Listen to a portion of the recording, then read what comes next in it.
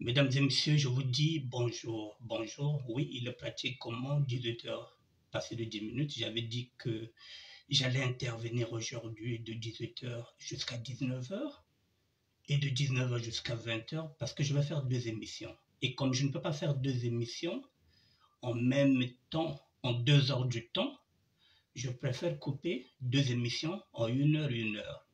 Donc là, je commence à 18h10, je terminerai à 19 heures. Et 5 minutes après, je recommencerai une autre émission parce que là, je suis en direct sur Facebook. Donc, je ne peux pas faire un montage. Dès que je termine, directement, ça rend. Donc, autant mieux terminer d'abord une émission, faire un break, même de 2 ou 3 petites minutes, et je reprends encore l'antenne pour faire encore 50 ou bien 55 minutes. Voilà, mesdames et messieurs, merci déjà d'être là. Cette émission est intitulée « La présentation du ministère de la SAP ». Parce que jusqu'à preuve de contraire, sur ce blog-là, je ne vous ai pas encore présenté le ministère. Et comme,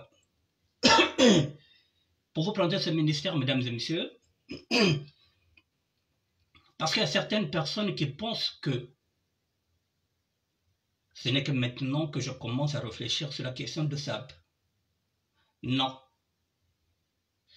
Je viens de placer sur ma page, je vous ai mis ça, ma réflexion sur ce mouvement-là, puisqu'on va l'appeler mouvement, pour éviter qu'on puisse en faire tout un grand sujet. On va y aller dans le mouvement.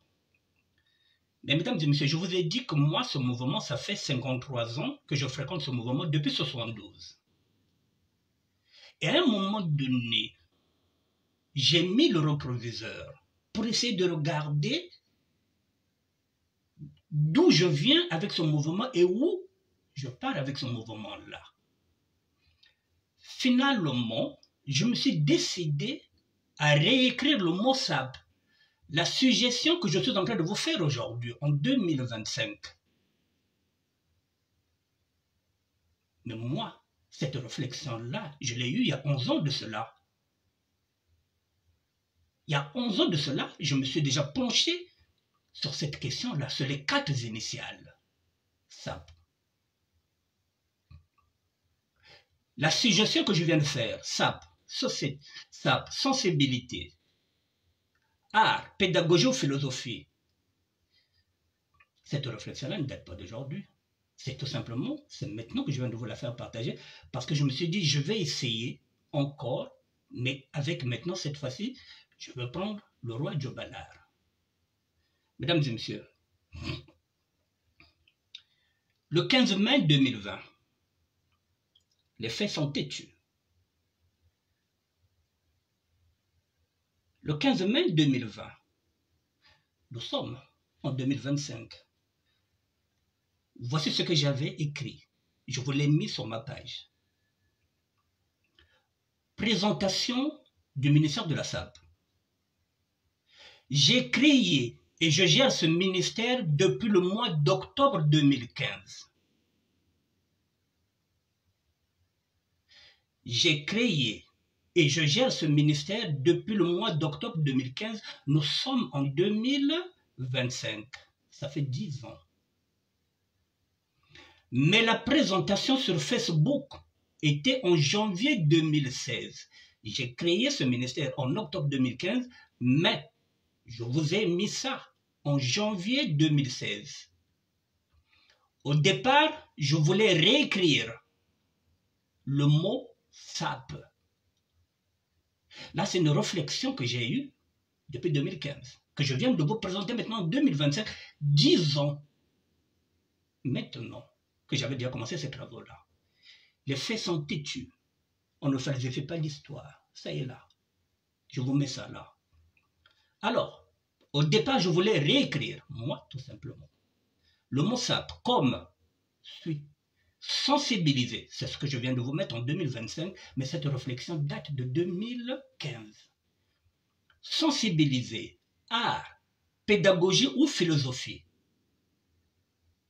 La SAP est un art pédagogique ou philosophique et exemplaire. Pour cela, il fallait me trouver une combinaison pour coller à cette citation, j'ai mis ministère de la SAP. Mais ce ministère-là, mesdames et messieurs, je suis parti avec une dame, comme je dis, elle est aussi ayant droit de ce que je suis en train de dire. Je suis parti voir un Camerounais qui travaillait dans une maison de justice. Je suis parti le voir parce que je voulais créer ce ministère-là. Il m'a dit, ok, mais il faudrait que tu puisses déterminer chaque lettre. Il faut que tu puisses déterminer chaque lettre. Et mesdames et messieurs, voilà comment j'ai créé le ministère de la SAP. M, I, N, I, S, T, E, R. Ce qui donne mouvement indépendant de la nouvelle idéologie sapale et théorique émanant de la réflexion européenne. Le ministère de la SAP que vous voyez, j'ai collé pour vous embrouiller, mais en fin de compte, chaque lettre, je l'avais écrit. Je vous répète, j'ai mis ça sur ma page. Ministère qui donne ceci, mouvement indépendant de la nouvelle idéologie sapale et théorique émanant de la réflexion européenne. Parce que je voulais apporter une autre réflexion, étant donné que je vis en Europe. Donc c'était une réflexion européenne, la mienne. Une idéologie sapale, de ma part, indépendant. Au départ, je me suis dit que ce serait un mouvement. C'est ce que je croyais. Que la SAP était un mouvement. Donc je me suis basé sur ça. J'ai mis mouvement indépendant de la nouvelle idéologie sapale et théorique émanant de la réflexion européenne. En réunissant le tout, il se lit comme suit. Ministère de la SAP. J'ai collé. Mais chaque lettre, je l'ai écrite en 2015. Ça fait 10 ans que je pousse la réflexion sur ce mouvement-là. Est-ce que moi, quand je poussais la réflexion en 2015, ils étaient où les intellectuels? Ils étaient où les sociologues? Ils étaient où les anthropologues pour étudier ce mouvement-là? Moi, j'étudie mon mouvement parce que je vis ce mouvement-là. Je connais les failles. Je me dis, il faut que ça change. Voilà, ministère de la SAP. Pour construire ce ministère, voilà. Donc, j'ai tout collé, ministère de la SAP, et vous croyez que j'avais créé un ministère de la SAP? Non. C'est un mouvement indépendant de la nouvelle idéologie sapale et théorique émanant de la réflexion européenne. Chaque mot, je l'ai écrit. Pour construire ce ministère, je me suis lancé un défi personnel, celui d'archiver toutes les photos des plus grands sapeurs qui ont marqué ce mouvement avant moi et celle de cette nouvelle génération à laquelle je remettrai le flambeau afin que le drapeau de la liberté sapale ne s'éteigne jamais. C'est ma mission. Ça fait 10 ans. Je le fais bénévolement, par passion, parce que j'aime la SAP. Faites-le, mesdames et messieurs. Prenez 10 ans de votre existence pour seulement étudier votre mouvement. Prenez 10 ans et sortez l'argent pour faire des vidéos, pour faire des entrevues, pour faire des montages. Tout simplement pour faire briller votre mouvement. Faites-le pendant 10 ans. Alors, la SAP m'a tout donné. Ma liberté de créer, d'oser, là où les autres n'osent pas, elle m'a permis de m'évader vestimentairement en allant puiser mon inspiration dans les tendances punk, grunge ou gothique pour apporter ma touche personnelle à la SAP. Elle m'a permis de fouiner et de chiner jusqu'en Italie, en particulier Genève en français, où j'ai acheté mes premiers bérets que je porte. Je les ai achetés à Genova. Béret rouge et vert. En 1989 à Firenze, c'est là où j'ai payé mes bérets que vous voyez. Ce sont des bérets que j'ai commencé à acheter en Italie en 1989. Cette liberté-là que la SAP me donne de créer, d'aller chercher. Florence en français, la ville à laquelle je fais référence En mon surnom Général Firenze parce que je m'habillais à Florence. Florence, en français, c'est Florence, en italien, c'est Firenze. Donc, la Firenze, moi, c'est parce que je m'habillais à Florence. Florence, c'est en français en Italie. En italien, c'est Firenze. Donc, Général Firenze parce que nous connaissons bien.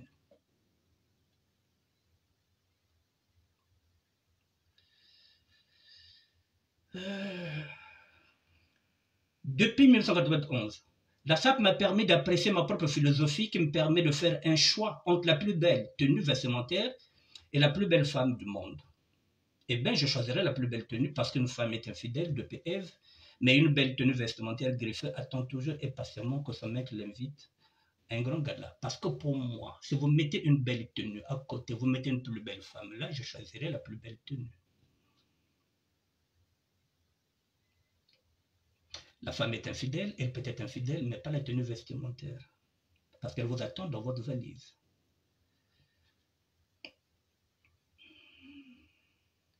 J'ai essuyé également beaucoup de râteaux, mais peu importe, je ne me suis jamais renié et pour rien au monde, je ne changerai pas ma vie de sapeur pour vivre comme un ministre.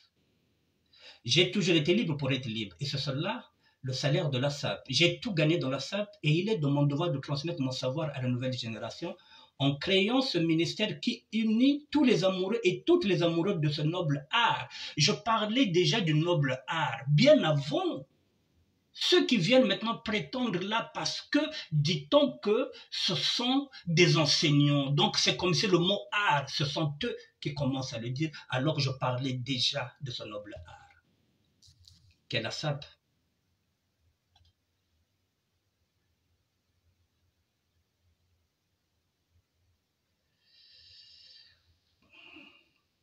Bon, ce ministère de la SAP donne la possibilité à tout le monde de poster sa photo sur cette page.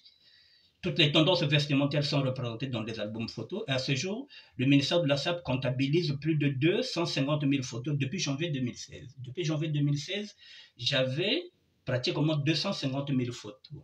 Mesdames et messieurs, je vous annonce aujourd'hui, nous sommes en 2025. Je viens de dépasser 1 million de photos.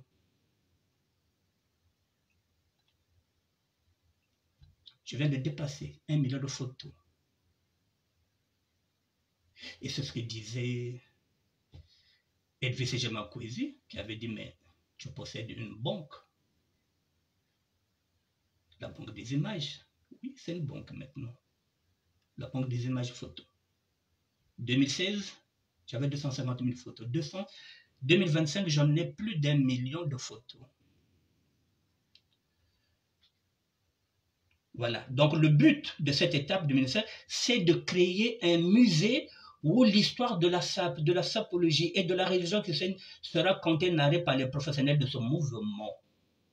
J'avais l'intention de créer un musée où on devrait mettre toutes ces photos-là pour que l'histoire que nous sommes en train aujourd'hui de discuter, que cette histoire-là soit contée, narrée par les professionnels. Et pour cela, j'avais besoin de l'État congolais pour qu'il nous donne un espace pour qu'on puisse créer un musée.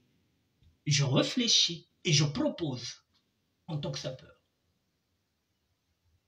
Quel est l'intellectuel qui a déjà eu l'idée de créer un musée? Il est où l'intellectuel?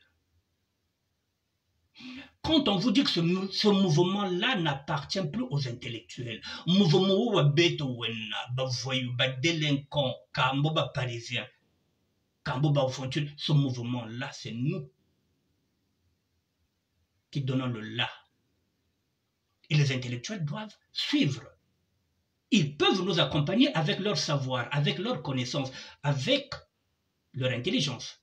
Ils peuvent mettre des mots sur ce que nous sommes en train de dire. Nous avons le vécu.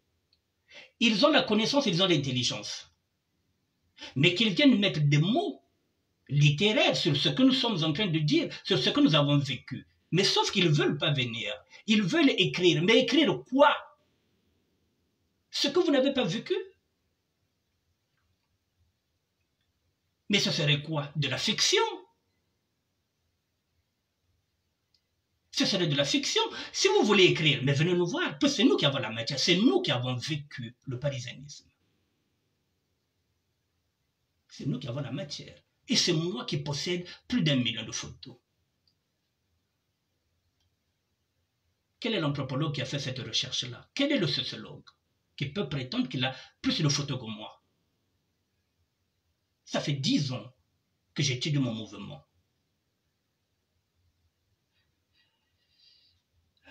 Donc déjà en 2015, je suis là déjà, je me prépare à créer un musée. Mais le musée n'appartiendra pas à Nick Bertin. Le ministère de la SAP, bien que je suis créateur, mais la SAP, ce n'est pas moi le dépositaire, je ne suis pas le premier, je ne serai pas le dernier. C'est pourquoi je fais appel à l'État pour qu'il nous donne de l'espace. Et qui dit musée, dit création des emplois. Pardon. Moi, je fais des propositions qu'aucun député ne fait. Ils sont payés là 5 000 euros, 8 000 euros à ne rien faire. Aucun député ne fait une proposition. Aucun sapeur, aucun intellectuel n'a déjà fait des travaux et les présenter à l'État congolais. Le musée. J'avance. Pour clore, voilà, j'aimerais tout simplement que l'histoire retienne une chose, et rien qu'une seule chose, après ma mort. Il était une fois Annick Bertin, général Firenze, un homme et son destin, un Parisien et son parisianisme, un crack gothique et son crack style, l'art d'être crack. PS, puisque vous citez les philosophes, Aldens Estène disait, l'imagination est plus importante que la connaissance. La connaissance est limitée, alors que l'imagination englobe le monde entier. Je vous le répète, vous qui êtes des philosophes, vous qui êtes des intellectuels. Ernestine disait, l'imagination est plus importante que la connaissance. La connaissance est limitée, alors que l'imagination englobe le monde entier. Parce que nous avons appris dans la rue. Nous, on peut apprendre ce que vous avez appris, mais vous n'apprendrez jamais ce que nous avons appris dans la rue. Mesdames et messieurs, je vous ai mis ça là sur ma page. Donc, réécrire l'Homo sapiens, ce n'est pas aujourd'hui. En créant le ministère, parce que je me suis dit comment faire. La SAP m'a tout donné. Il faudrait que je donne à la SAP, à la nouvelle génération, ce que la SAP m'a donné, ce que les grands m'ont transmis. Alors si aujourd'hui je reviens encore avec ça, parce que je me dis que cette société d'ambiance et de personnes élégantes, les jeunes d'aujourd'hui se limitent à l'ambiance. Est-ce qu'on peut réécrire ce mot-là? C'est pourquoi je suis venu, je me suis dit, bon, est-ce qu'on peut apporter des suggestions? Parce que les jeunes se limitent à l'ambiance. Vous parlez seulement vêtements, mais au-delà du vêtement.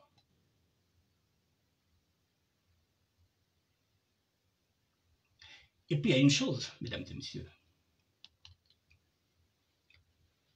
Pour mieux comprendre, parce que je vous parle du vécu, je ne vous parle pas de la science.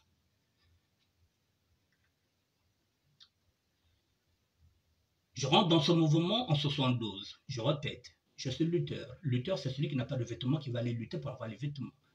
Je suis mineur. Le mineur, c'est celui qui va aller chercher, qui donne l'argent, qui va miner les vêtements. Et en échange, il donne un peu d'argent. De la lutte, du mine. Je pars en aventure en Angola. Et je rentre en France. Pas en tant qu'étudiant, en tant qu'aventurier. Et quand j'arrive en France, je deviens qui? Parisien. Ce que je viens à dire, mesdames et messieurs, permettez. Le Parisien, c'est celui qui vit le parisianisme. Même dans nos têtes d'abrutis finis, on ne voulait pas sortir hors des 20 arrondissements de Paris. Je dis bien dans nos têtes d'abrutis finis. Je l'étais, je ne le suis plus. Le Parisien, c'est celui qui vivait dans les 20 arrondissements de Paris. Dès que tu sors de Paris, dès que tu es dans la banlieue, tu n'es pas parisien. C'est la raison pour laquelle on s'entassait, je l'ai déjà dit, je le répète, dans des petites taudis, dans des petits studios de 20 mètres carrés, on était au moins 5, 10 dedans. Pas de douche, la douche est à l'extérieur. Tout simplement parce qu'on a envie de vivre le mythe du parisianisme. On ne veut pas sortir hors Paris. Aller même à Sarcelles dans le 95, les banlieues proches de Paris, on n'en voulait pas. Faut à Paris. Donc 20 arrondissements à Paris. Beaucoup de banlieues qu'on a à Parisien. Voilà comment nous étions des abrutis finis. On avait quoi? 23 ans et demi, nous étions jeunes. C'est comme ça qu'on croyait être parisien. Le mythe du parisianisme, il fallait vivre à Paris. Et il y a certaines personnes qui vont se dire, mais Paris, c'est quoi? Mais moi, non, le mythe du parisianisme. Parce que ce mythe-là, c'est quoi? Moi, pour venir en France, j'ai vu des Parisiens qui m'ont fait rêver. Jack Tabazo, je l'ai vu à son retour. Je reviens maintenant sur ça. Lorsque vous confondez les époques, vous êtes en train de parler de Jack Tabazo, vous êtes en train de parler de Joe Ballard. Je vous parle du mouvement quand il parle de là. Là, nous sommes dans le parisianisme. Le premier Parisien que je vois à son retour, c'est Nonongando, avec Bakoukas. L'autre Parisien que je vois au retour, c'est Servat Matoko. Et je vois Jack Tabazo, en tant que Parisien, il dit non, mais pas pour tout. Le vieux Sakis. Donc, c'est le parisianisme qui va faire que je vienne en France. Je viens pour vivre le parisianisme, pardon, le mythe. Alors, quand j'arrive là, il y a une société qui se crée. C'est pourquoi je vous ai dit avant-hier que je ne suis pas sapeur, mais craquina, parce que nous, on s'est dit que bon, de côté de Paris, nous sommes des cracks, donc nous sommes des vengeurs. Les vengeurs, c'est ceux qui n'avaient pas de vêtements. Donc, il faut tenir au retour. Quand on a baga minko, bet wana na bilelevé, tozaki na bilamba te, tokomi na bilamba. Banzembo za wana, bakomi koyemba ba griffe, lisanga ya ba parisien ekomi wana, matebo za wana, proclamation ezo beta. Excusez-moi. C'est du spam, je vais bloquer. Banzembo zo beta, matebo ezali. Donc les chansons sont là. Nous sommes dans le parisianisme, mesdames et messieurs, permettez. Et à côté, il y a une société qui est là, la société d'ambiance et des personnes élégantes. Le sapeur n'a rien à voir avec le parisien. C'est deux notions différentes que je vais vous expliquer. La société d'ambiance et des personnes élégantes va jeter son dévolu dans une boîte mythique qu'on appelle le Rex. Avec en tête le roi Joe Ballard. Avec tout ce monde-là, les mathématiques, Bataring, tu prends tout ce monde-là, je connais les noms, avec le roi Bateke. Ceux-là, dès l'instant où ils vont en boîte, vendredi, samedi, dimanche, ils sont obligés d'être tirés à quatre épingles, d'être sapés. Vendredi, samedi, dimanche. Ça, c'est le sapeur. Je vous donne la nuance entre le sapeur et le parisianisme. La société, le sapeur va aller, il va s'habiller vendredi, samedi, dimanche. Le parisien, non. Le parisien travaille. Il a un mois de vacances. Tous ces vêtements-là, il ne va pas les porter ici, il va les porter au Congo-Brazzaville parce qu'il y a la confirmation et la proclamation. Vous voyez la nuance? Le sapeur est en train d'aller dans les boîtes. Il n'attend pas le Congo-Brazzaville pour s'habiller. Il est dans cette société d'ambiance, il s'habille vendredi, samedi, dimanche. Le Parisien, il travaille. Parce que et vous verrez même à cette époque-là, il y a certains Parisiens qui portaient des vêtements, il y avait encore même des fenêtres derrière, c'est-à-dire que vous voyez que tout est neuf. Ça, c'est le Parisien. Il n'allait pas en boîte, ça ne l'intéressait pas. Il y a des filles ou des salons. Il y a cette fille à boire. Puis ça, on a boire des filles économiques. Pour un on a fille, ceux de la société d'ambiance et des personnes élégantes commençaient maintenant à s'intégrer. Parce qu'ils commençaient à sortir avec des blanches, ils commençaient à sortir avec des antillaises, il y en a qui ont commencé à faire des bébés, qui ont commencé à avoir maintenant des enfants métis, et qui ont commencé à s'intégrer par rapport à ces femmes-là. et qui ont commencé maintenant à sortir de la Mecque et aspirer d'une autre vie, d'aller commencer maintenant à travailler. Et avec une femme blanche, et la femme blanche vous dit, mais chérie, si nous avons des 2 enfants, au lieu d'être locataire, il faut qu'on achète. Et pendant ce temps, nous, dans le parisianisme, on n'est pas là, on n'est pas intégrés. Nous, ce qui nous intéresse, c'est le retour. Donc les abrutis finis, c'est nous les Parisiens. Et de l'autre côté, il y a la société, donc bien c'est les personnes élégantes qui commencent à s'intégrer. Est-ce que vous arrivez à comprendre la nuance de la société, des ambiances des personnes élégantes qui commencent maintenant à s'intégrer? Parce que quand vous allez dans une boîte, il y a des Camerounais, il y a des Ivoiriens, il y a des Antillais, il y a tout ce monde-là. Les couples commencent à se former. Et quand les couples se forment, on s'intègre.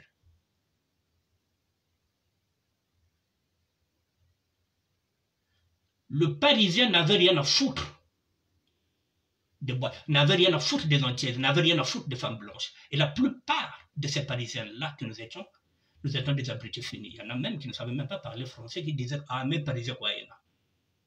Nous étions des abrutis finis. Aller draguer les femmes blanches, quand on ne savait pas parler français, soyons francs. Donc, autant mieux tu es de quoi mais Parisien, il y en a, rien comme tu es Parisien, pardon. Je vous parle en tant que Parisien. C'est le vécu, c'est le sentiment. La société, donc, c'est les personnes élégantes.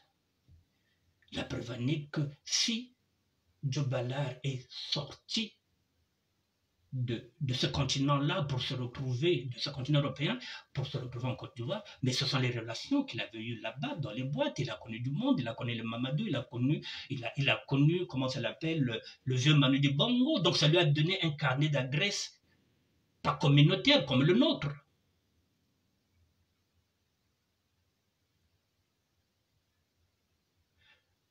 C'est la raison pour laquelle je vous dis, faites attention, faites un distinguo. Là encore, je viens de vous faire sortir quelque chose que le sapeur n'a rien à voir avec le parisianisme. Le parisianisme, c'est un mythe, un concept. Ce n'est pas un mouvement. Puisque c'est un phénomène. Et vous savez que tout phénomène est éphémère. Ça n'existe plus. Moi qui voulais traiter le parisianisme, j'ai compris que c'est nul et non avenu. C'est pourquoi je suis parti dans l'intention de créer le ministère Blassard. Mais sinon, je voulais parler de parisianisme. Mais tu Parisien Tchango, nous étions des abrutis finis. Et pendant que nous partons chercher les femmes au Congo, ramener le bout du Congo ici, ce sont les mêmes femmes qui nous ont mis dehors. Les mêmes femmes que nous sommes partis prendre là-bas au Congo pour ramener ici, des abrutis comme nous, c'est les mêmes qui nous ont mis dehors. C'est les mêmes qui nous chassent, c'est les mêmes qui nous craignent dans les tribunaux. Est-ce que vous arrivez à comprendre la nuance entre un sapeur et un Parisien? Pardon, déjà que Tabazo est né à une boîte ko. Bien que tu viennes faut bien avec le retour. Jimmy Kijiba n'ira pas en boîte. Adas Mayembo n'ira pas en boîte, pardon. Pour retour à Kwenda, nous allons les confirmer. La chance est là, proclamation, pardon. Et vous allez en boîte. Non. Bête faut une boîte. Il faut qu'on roule en Solex, 41S. Nous avons déjà un artiste à nous qui est là-bas, Ferdinand Mabala, le grand Mambafonneur. La vie est belle. Et en République démocratique du Congo, nous avons le King Kester Emene qui a pris le relais, parce que Papa Wembe maintenant ici en France. Et vous voulez quoi? Vous voulez nous parler de quoi? Vous venez avec votre intelligence, avec vos doctorats, vous venez jeter de l'Europe dans un mouvement que vous n'avez pas vécu. Est-ce que vous avez vécu le parisianisme? Vous, quand vous venez là, en tant qu'étudiant, lorsque vous étiez là-bas des étudiants, en Roumanie, en URSS, quand vous allez au Congo avec beaucoup de cheveux, est-ce qu'on vous disait parisien? Ni beau quoi? Parfait à la zaba. Sacs à lancer les à la chimba. Wesson à la loata. C'est nous qui avons fait le mouvement, nous les voyous. Et c'est encore nous qui tenons le mouvement. Joe Ballard, un aventurier, a créé la Société des ambianceurs des personnes élégantes. Annick Bertin, général Firenze, un aventurier, a créé le ministère de la SAB. Ben Mukasha Monama, le Mouela, le milliardaire en vêtements, a créé la sapologie. Ce ne sont que des aventuriers. Ils sont où les intellectuels? C'était leur mouvement. Alors nous, avec ou sans vous, de toutes les façons, Borolanda, Bozana Chouati, Borolanda, Bozana Nassima, Borolanda, vous n'avez pas le choix. Par contre, si vous voulez nous apporter vos intelligences, vos connaissances, nous ne dirons pas non. Parce qu'il y a des mots littéraires que nous ne pouvons pas énoncer. Si vous pouvez écrire littérairement ce que nous sommes en train de vous dire, ce que nous avons vécu, ce sera une bonne chose. Mais vous n'allez pas nous faire ça par derrière. Oh non, bien bon, l'équipe bitso, boyez le mouvement, non, boyez le mouvement, abissate. Et ne confondez pas aussi. Par exemple, le doyen professeur, quand il venait ici à Paris, ce n'était pas un Parisien.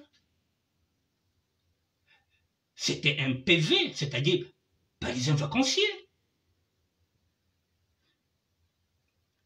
C'était un Parisien vacancier, c'est-à-dire c'est un grand qui avait de l'argent, qui venait, Nabaya, comment on l'appelle ça, Edmond Caï. Ce n'était pas considéré comme des Parisiens. Les Parisiens, c'était ceux qui étaient venus dans l'aventure. Si beaucoup, le Ricard est là, beaucoup, c'est-à-dire que bien retour, c'est qui? C'est nous. Lesquels qui ont mis l'économie informelle, c'est nous. Maintenant, aujourd'hui, même ces intellectuels-là qui parlent aujourd'hui n'importe comment, aujourd'hui, ils n'arrivent même pas à avoir des sacs de lancel, des bons sacs pour voyager, parce que nous faisons dans le business, on leur vendait ça à moitié prix. Quand c'est là, c'est le business. Maintenant, aujourd'hui, on voit une nouvelle génération de Parisiens qui voyagent avec des sacs Ngiri. Tu es fou? Mais bon, tu vas même tourner de Ngiri. Sac lancel, Samsung. Un Parisien qui voyage avec les vêtements, il va mettre dans un sac Ngiri pour ne pas payer les excellents. Ça ne va pas, non?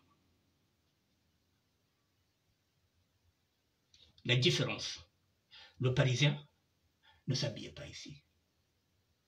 Objectif, à les confirmer.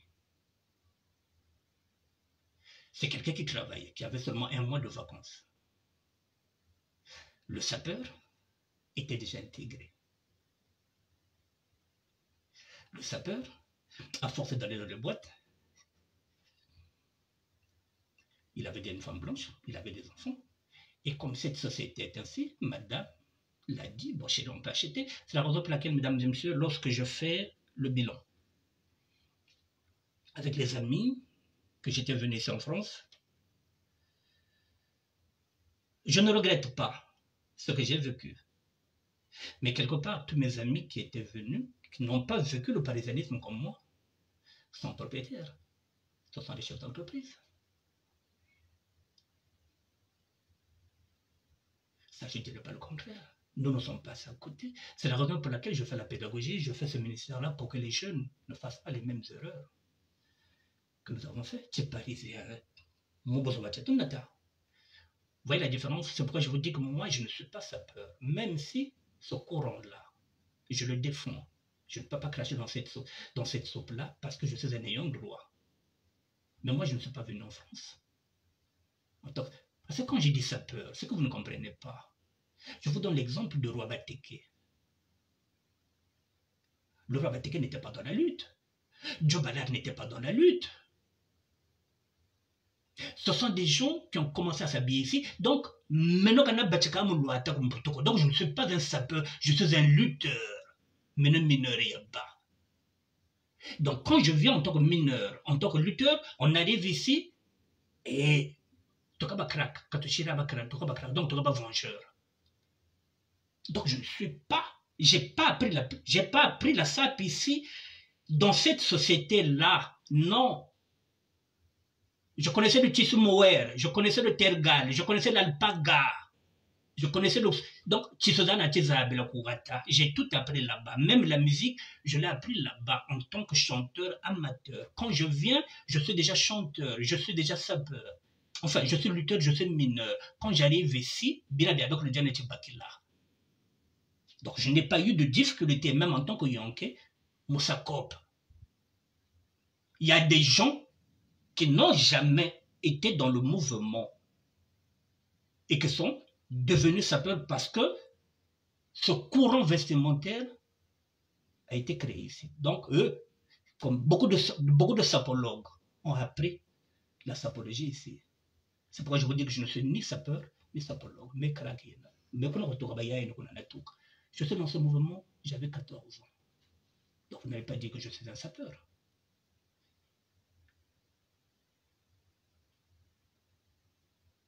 Et quand vous dites ça, les gens vont dire, oh mais comment? C'est là quand vous dites, mais oui, mais Joe Ballard, mais comment ça tu fait-il qu'il est mieux?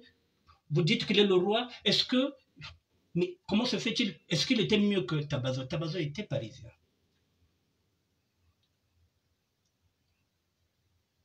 Tabazo vivait le parisianisme. Vous voyez, donc vous ne pouvez pas confondre.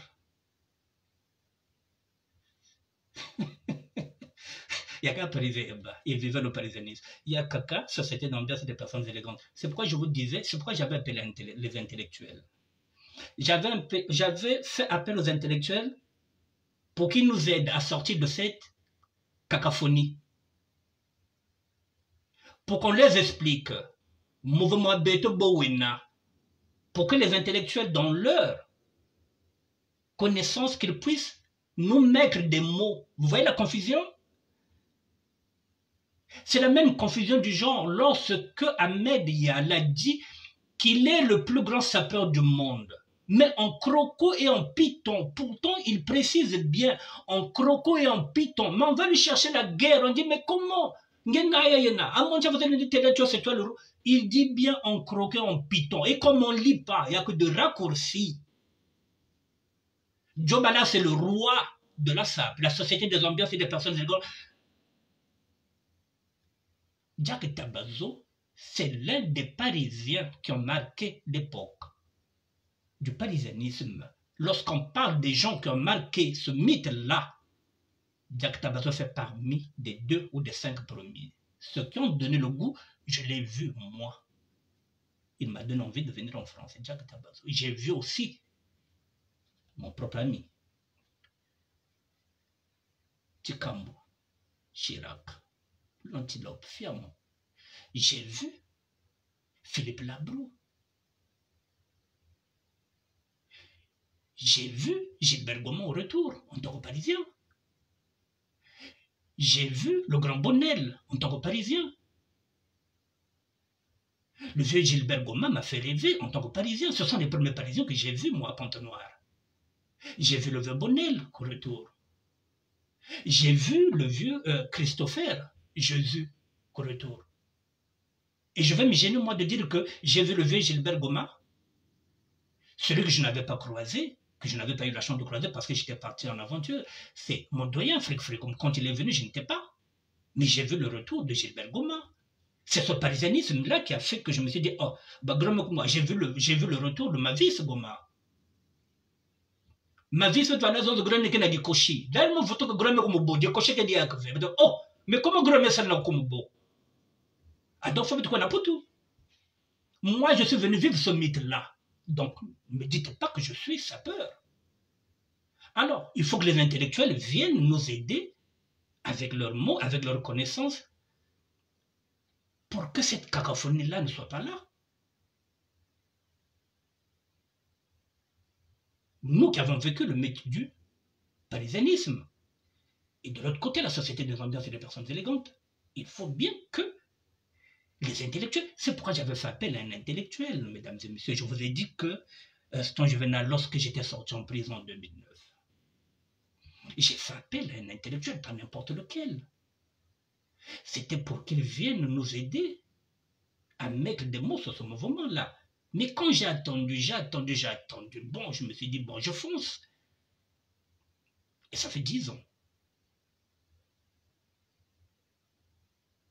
Mesdames et messieurs, la présentation du...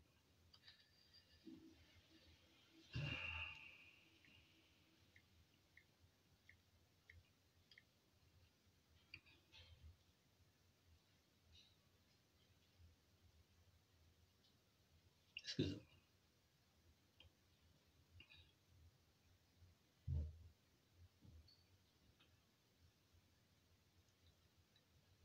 Il y a une congophonie, je vous l'accorde. Donc, il faut nous aider à mettre des mots. Voilà. Le parisianisme, j'ai expliqué ce que c'est le parisianisme, mesdames et messieurs. C'est un concept que j'ai créé. Mais quand je dis que c'est un concept que j'ai créé, ça ne signifie pas que je suis le premier parisien. C'est tout simplement, je voulais réfléchir, comme je le fais souvent, qu'est-ce qu'il y avait dans ce parisianisme-là. J'ai mis mes mots. Mais le père du parisianisme, ce n'est pas moi, c'est le grand. Même s'il refuse cette paternité, Josephat Munguka, c'est à lui qu'on donne la paternité du parisianisme. Mais moi, je suis celui qui a expliqué, parce que le grand, quand il est venu, il n'a pas vécu le parisianisme. Et comme il était intellectuel, il est parti enseigner. Et c'est nous qui avons vécu ce parisianisme, donc j'ai mis les mots.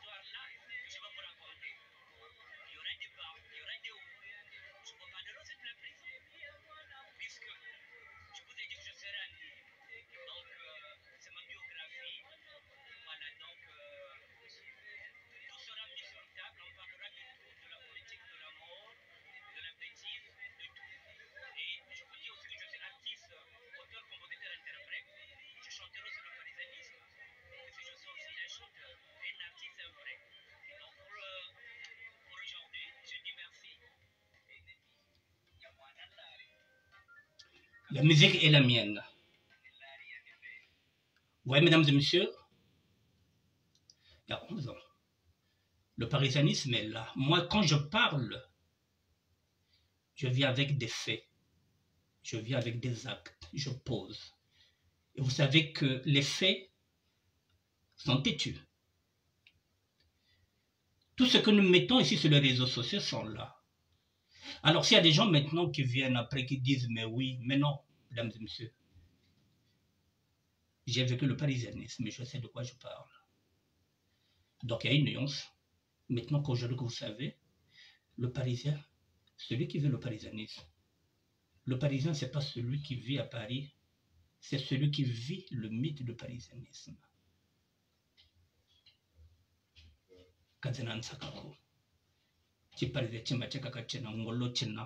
Vous voyez, par exemple, moi, en tant que Parisien qui vit le parisianisme, il n'y a pas de proximité avec le pouvoir, il n'y a pas de corruption. Ça ne m'intéresse pas. Ce n'est pas l'argent qui m'intéresse. C'est ma liberté. Et à côté, vous avez des gens qui sont devenus peut-être des sapeurs de la République. Vous avez des sapeurs de la République qui ont besoin d'argent pour avoir les vêtements. Ce n'est pas ma conception.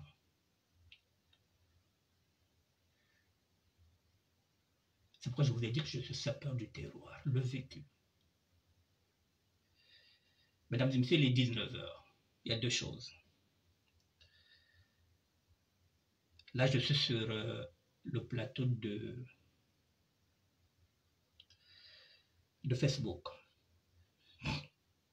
Si je ne coupe pas, je ne pourrai pas faire, comment ça appelle ça, le montage, parce qu'automatiquement, comme je suis dans leur studio, si je ne coupe pas, donc ce serait une émission qui va durer 2 heures. Et 2 heures, ça ne va pas. Donc, je vais mettre fin à cette première vidéo. Le temps que j'éteigne, le temps que j'aille souffler un peu là-bas aux urines, je reviens dans 5 petites minutes. On repart sur une deuxième émission. Est-ce que on se comprend? Voilà, donc à tout à l'heure, mesdames et messieurs. Donc, je termine la première partie et je reviens dans 19h05, le temps que j'aille me soulager et que je revienne. À tout à l'heure, gardez l'écoute. À tout.